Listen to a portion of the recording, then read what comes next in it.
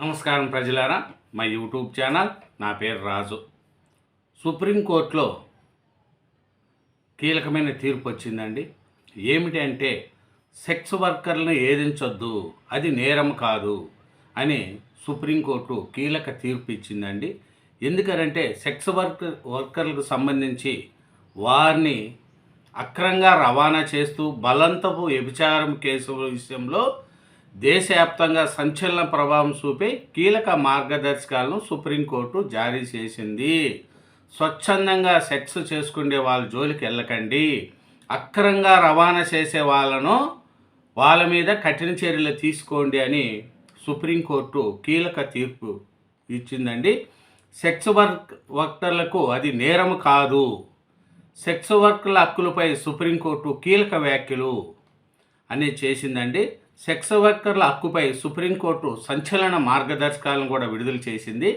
Sex వర్కర్లను వేధించొద్దండి, స్వచ్ఛందంగా చేసుకునే వారిని వేధించొద్దని సుప్రీంకోర్టు కీలక తీర్పు ఇచ్చింది. అక్రమంగా నిర్బంధించి బలవంతం చేసి వాళ్ళని ఇబ్బంది పెడుతూ ఉంటే వాటిని మటుకు కఠినంగా వ్యవహరించండి అని సుప్రీంకోర్టు కీలక తీర్పు ఇచ్చిందండి. ఏమి ఆ తీర్పు అనేది ఒకసారి మనం చూసుకుంటే, సెక్స్ వర్కర్లను ఏదించద్దు, అది నేరం కాదు అని సుప్రీంకోర్టు కీలక తీర్పు ఇచ్చిందండి. ఏమరంటే మానవ అక్రమ రవాణా, బలవంతపు వ్యభిచార కేసుల విషయంలో దేశవ్యాప్తంగా సంచలనం ప్రభావం చూపే కీలక మార్గదర్శకాలను సుప్రీంకోర్టు జారీ చేసింది. స్వచ్ఛందంగా సెక్స్ వర్క్ చేస్తున్న 18 ఏళ్ళు నిండిన వారిని నేరస్తుల్లా చూడొద్దని, వారిపై పోలీసులు దాడులు చేయడం, కేసులు నమోదు చేయడం చట్ట విరుద్ధమని సుప్రీంకోర్టు స్పష్టం చేసింది.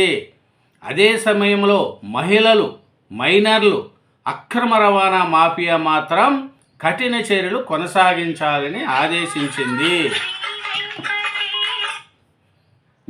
సుప్రీంకోర్టు ఏం చెప్తుంది? సుప్రీంకోర్టు ఏం చెప్తుందంటే 18 ఏళ్ళు నిండిన వారు స్వచ్ఛందంగా సెక్స్ వర్కర్లుగా చేసుకుంటే వారి జోలికి వెళ్ళకండి, నిర్బంధంగా వ్యవహరిస్తూ ఉంటే వాళ్ళ మీద కఠిన చర్యలు తీసుకోండి అని సుప్రీంకోర్టు కీలక తీర్పు ఇచ్చిందండి.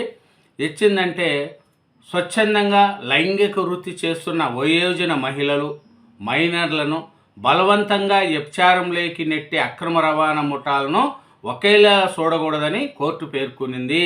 చూడండి, స్వచ్ఛందంగా చేసుకునే వాళ్ళను మటుకు జోలికి వెళ్ళకండి, కానీ అక్రమంగా రవాణా చేసి వ్యభిచారము నిర్వహిస్తున్న వారిని మటుకు కఠినంగా వ్యవహరించండి అనేది సుప్రీంకోర్టు చెప్పిందండి.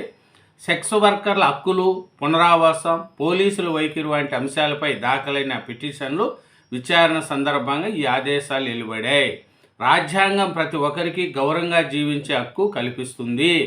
సెక్స్ వర్కర్లు కూడా అదే హక్కుకు అర్హులని ఈ సందర్భంగా సుప్రీంకోర్టు స్పష్టం చేసింది. ఏమిటంటే ఇంకపై రిస్క్ ఆపరేషన్ల సమయంలో సెక్స్ వర్కర్ల ఫోటోలు కానీ వీడియోలు తీసి మీడియాకి ఇవ్వొద్దని కూడా కోర్టు ఆదేశించింది. వారి గుర్తింపును బహిర్గతం చేయడం వ్యక్తిగత గౌరవానికి భంగం కలిగిస్తుందని పేర్కొన్నారు. వాళ్ళ వివరాలు కానీ మీడియాకు కానీ ఫోటోలు కానీ ఇవ్వొద్దని సుప్రీంకోర్టు కీలక ఆదేశాలను జారీ చేసింది. మీడియా సంస్థలు కూడా బాధ్యతల వివరాలు, చిత్రాలు ప్రసారం చేయరాదని సూచించింది. ఈ మార్గదర్శకాలను శుక్రవారం జస్టిస్ ఎల్ నాగేశ్వరరావు నేతృత్వంలో బెంచి ధర్మాసనం చేసింది. మరో కీలక ఆదేశంగా నివాస ధృవీకరణ పత్రాలు లేకపోయినా సెక్స్ వర్కర్లకు వెంటనే ఆధార్ కార్డులు జారీ చేయాలని కేంద్రం, రాష్ట్ర ప్రభుత్వాలకు సుప్రీంకోర్టు ఆదేశించింది. సెక్స్ వర్కర్లకు నివాసం ధృవపత్రం లేకపోయినా కూడా వెంటనే ఆధార్ కార్డులు ఇవ్వాలని కూడా సుప్రీంకోర్టు కీలక ఆదేశాలు జారీ చేసింది. గుర్తింపు పత్రాలు లేకపోవడం వల్ల ఆరోగ్యము, బ్యాంకింగ్, సంక్షేమ పథకాల నుంచి వారు దూరం అవుతున్నారని కోర్టు వ్యాఖ్యానించింది. అదే సమయంలో మానవ అక్రమ రవాణాపై కఠిన చర్యలు కొనసాగించాలని మటుకు కోర్టు స్పష్టం చేసింది. ముఖ్యంగా మహిళలు, చిన్నారులను బలవంతంగా వ్యభిచారంలోకి నెట్టే మాఫియా నెట్వర్క్లను అణిసివేయాలని, బాధితుల పునరావాసానికి ప్రత్యేక చర్యలు తీసుకోవాలని ప్రభుత్వాలకు న్యాయస్థానం సూచించింది. న్యాయస్థానం ఒకటే చెప్తుంది, స్వచ్ఛందంగా చేసుకుంటే వాళ్ళ జోలికి వెళ్ళకండి, అక్రమంగా రవాణా చేస్తే మటుకు కఠిన చర్యలు తీసుకోండి అని సుప్రీంకోర్టు మార్గదర్శకాలను విడుదల చేసిందండి. ఇంకా ఏం చెప్తుందంటే, వేసి వృత్తిలో ఉన్న వారిని వేధించద్దు, స్వచ్ఛందంగా ఆ వృత్తిలో ఉంటే అక్రమ రవాణా ఇతర కేసులు పెట్టద్దు, సమ్మతి ఉంటే ట్రాపింగ్ కాదు, మేము ఇష్టపడి చేస్తున్నాము అంటే వాళ్ళను ఏమి ఇబ్బంది పెట్టకండి, బలవంతంగా చేస్తూ ఉంటే సమ్మతి చెల్లదు. మహిళలు, బాలికల అక్రమ రవాణాపై బాధితుల రక్షణ ప్రణాళిక మార్గదర్శకాలను దేశవ్యాప్తంగా ఈ ప్రణాళికలను పాటించాలని ఆశిస్తున్నామని సుప్రీంకోర్టు కీలక తీర్పు ఇచ్చింది. తీర్పుతో సుప్రీంకోర్టు సెక్స్ వర్కర్లకు అదేం నేరము కాదు, 18 ఏళ్ళు నిండిన వారు చేసుకుంటూ ఉంటే వాళ్ళని ఏదించద్దు, వాళ్ళ వ్యక్తిగతంగా బహిర్గతం చేయొద్దు, వాళ్ళకు నివాస ధ్రువపత్రం లేకపోయినా కూడా ఆధార్ కార్డు ఇవ్వాలని కేంద్ర రాష్ట్ర ప్రభుత్వాలకు సుప్రీంకోర్టు కీలక తీర్పు ఇచ్చిందండి. ఇంకా ఏం చెప్పింది, వేసి వృత్తిలో ఉన్న వారిని వేధించద్దు, స్వచ్ఛందంగా ఉంటే అక్రమ రవాణా ఇతర కేసులు పెట్టద్దు, స్వచ్ఛందంగా వాళ్ళు చేసుకుంటూ పోతే అక్రమ రవాణా కానీ ఇతర కేసులు కానీ పెట్టద్దని సుప్రీంకోర్టు కేంద్ర రాష్ట్ర ప్రభుత్వాలకు సూచించింది. ఇంకా ఏమిరంటే, మహిళలు, బాలికలు అక్రమ రవాణా, బలవంతపు వేసి వృత్తి అంశంపై దాఖలైన ప్రజాహిత వ్యాఖ్యపై భిన్నమైన కోణాల్లో సుదీర్ఘంగా విచారించిన సుప్రీంకోర్టు తాజా ఆదేశాలు జారీ చేసింది.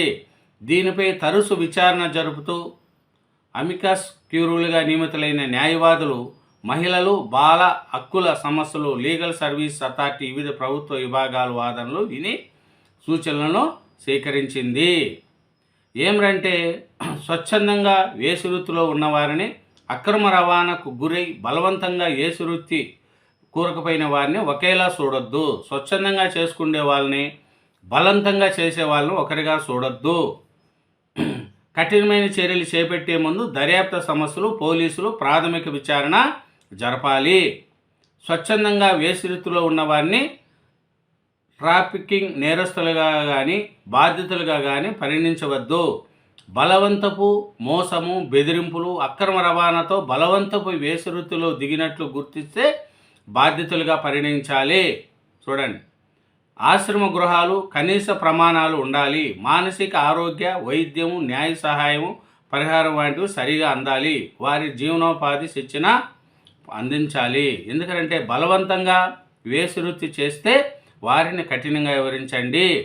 18 సంవత్సరాలు నిండిన వారు స్వచ్ఛందంగా ఉంటే వాళ్ళను బలంతో పెట్టకూడదు, వేసి వృత్తిలో ఉన్న వారిని వేధించొద్దు అని సుప్రీంకోర్టు కీలక తీర్పు ఇచ్చిందండి. థ్యాంక్ యూ వెరీ మచ్ అండి. ఛానల్ సబ్స్క్రైబ్ చేయండి, నా వీడియోను లైక్ చేయండి. Thank you, bye.